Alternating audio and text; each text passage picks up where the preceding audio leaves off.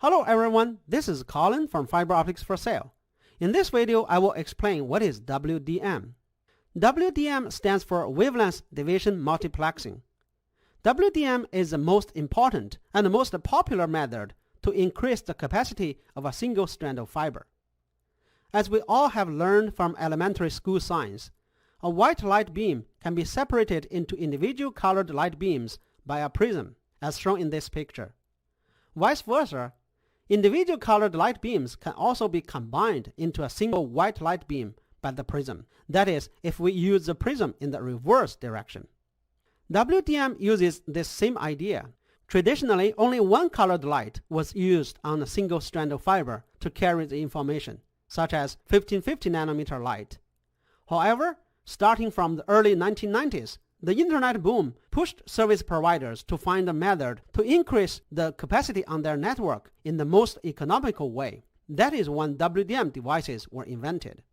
As shown in the right side picture, in a WDM system, many different colored lights are combined by a WDM multiplexing device and put into a single strand of fiber. Each color is called a channel. On the receiving side, each color is separated into its own channel by a WDM demultiplexing device. It shows that a single fiber's capacity is increased by 40 times with the 40-channel WDM. The beauty of WDM is that you only need to upgrade the end equipment. No need to dig up trenches to bury more fibers, which is much more costly. So how are WDM devices made?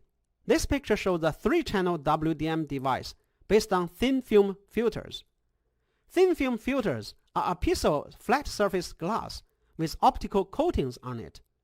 The optical coatings are designed to pass and reflect certain colored lights. This is a demultiplexing WDM device, which means that it separates combined colored lights from a single fiber into separate individual fibers. But if used in the reverse direction, it can also combine different colored lights from individual fibers into a single fiber.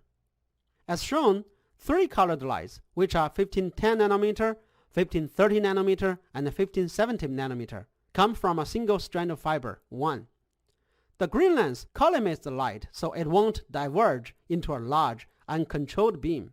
Filter 1 is designed to pass 1530 nanometer and 1510 nanometer, but reflect 1570 nanometer. So when the light hits filter 1, 1570 nanometer is reflected and refocused into fiber 2 by the green lens.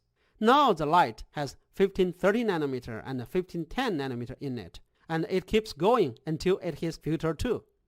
Filter 2 is designed to pass 1510 nanometer but reflect 1530 nanometer.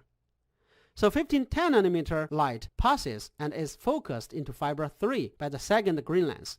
On the other hand, 1530 nanometer light is reflected by filter 2, passes filter 1 again, and is focused into fiber 4 by the first green lens. Why isn't 1530 nanometer focused into fiber 2? That is because the filters have a thickness, so there is an offset on the vertical direction. We just talked about a 3-channel WDM device. Thin film filter-based WDMs can be cascaded together to get higher channel counts, such as 4, 8, 16, 32 channels. The right side picture shows the 8-channel WDM device. The left picture shows how it's made by cascading several WDMs together. In addition to thin film filter-based WDMs, there are also fused fiber-based WDMs, arrayed waveguide grating-based WDMs, interleaver-based WDMs, etc. They use different mechanisms to separate the colored lights.